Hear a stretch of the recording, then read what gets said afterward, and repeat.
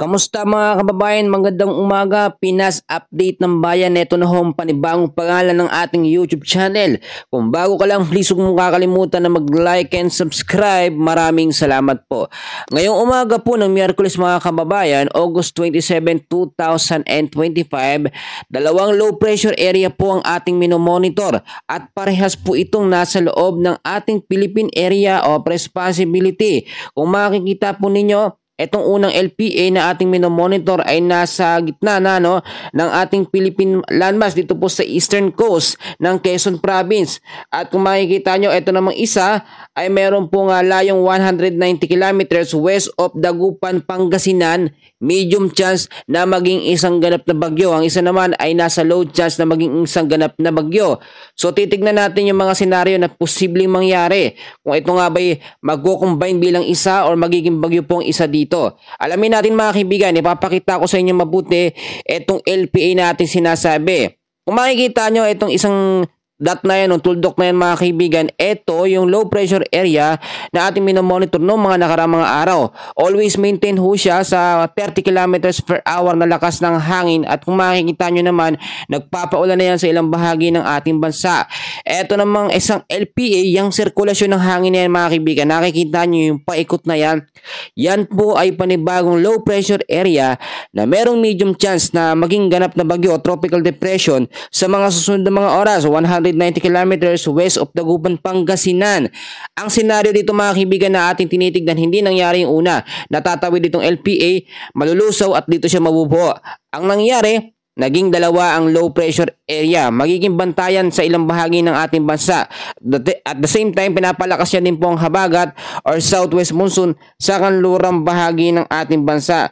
Ngayon, may mga lugar tayo na apektado dahil po sa LPA at dito po sa southwest monsoon. Inaasahan ho sa area ng Metro Manila, dito ho mga kaibigan, sa Ilocos Region, kasama po dyan ang Cagayan Valley, Cordillera Administrative Region, Central Luzon at ilang bahagi po ng Calabarzon ay patuloy po makakaranas ng cloudy skies with scattered rains and thunderstorm dahil po yan sa low pressure area na ito at dahil din sa isang LPA dito po mga kaibigan mga kababayan. Impact ang posibleng pagbaba sa mababang lugar at landslides sa mga landslide prone area. Samantalang dito naman po sa area ng Visayas, tingnan natin mabuti, Mimaropa, Bicol Region, Zamboanga Peninsula at Northern Mindanao ay patuloy din po makakaranas ng maulap na kalangitan na merong scattered rains and thunderstorm dahil po yan sa southwest monsoon na patuloy po nagpapaulan o nagbibigay ng masamang panahon sa kanlurang bahagi ng ating bansa. The rest naman po ng Mindanao ay patuloy din makakaranas ng maulap na kalangitan. Asahan ng mga kalatkat na pag-ulan na mayroong mga isolated rain showers and thunderstorm dahil naman po sa localized thunderstorm mga kaibigan, and usually tuwing hapon po yan nagpapaulan. Dahil po sa LPA at sa habagat, meron pa rin po tayo nakataas na heavy rainfall warning.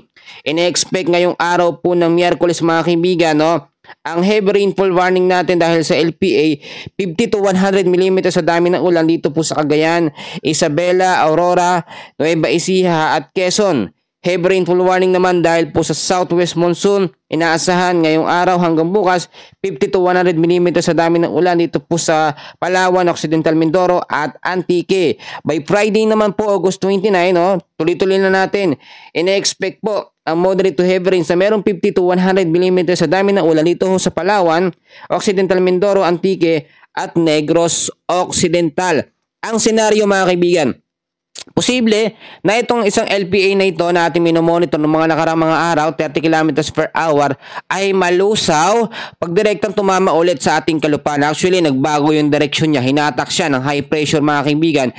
High pressure sa taas, nakikita niyo yung ikot ng hangin na yan. Yan ang humahatak sa kanya para lumihis o mag-recurve. Pero ang nangyayari naman, may panibagong LPA naman dito na nabubuo. Ito, yan ho yung LPA na yan. LPA yan, actually mga kaibigan, sa ng panahon niya, sirkulasyon ng hangin. Kapag yan ay naging isang ganap na bagyo, tatawagin ho yung bagyong Jacinto. Actually, hindi naman ito tatawagin Jacinto kasi hindi naman ito naging bagyo. Kaya ito ang ating imomonitor. Medium chance ito na maging isang ganap na bagyo. Anumang oras, posible na itong maging bagyo at mas malakas yung magiging epekto niya. So ang posible, itong habagat ay mas lalo ding lalakas dahil sa sirkulasyon ng hangin na ito. Alam nyo kaya nabuo itong low pressure area na ito na may medium chance dito po sa western Pacific po mga kaibigan, o western side po ng ating bansa, kalurang bahagi, dahil po yan sa LPA na ito at dito po sa southwest monsoon na nagbibigay ng sirkulasyon mga kaibigan dito sa West Philippine Sea. So pinag-iingat ng ating mga kababayan, especially yung mga lugar po dyan, malapit po dyan no, sa West Philippine Sea, yan po sa western na Visayas, ilang bahagi ng Luzon, mainland Luzon, mga lugar po yan na maaapektuhan. Nakita nyo naman ang panahon ngayon, makulimlim ho yan. So mas maganda nakahanda tayo anumang oras sa mga posibilidad na po pwedeng mangyari. Anytime soon, etong LPA na yan, pwede yan malusaw. Ang problema, may panibagong LPA tayong minomonitor na magiging banta ng bagyong Jacinto. Sa ngayon mga kaibigan, mga kababayan, yan muna latest natin, and please, huwag niyong kakalimutan na mag-like and subscribe. Maraming salamat po.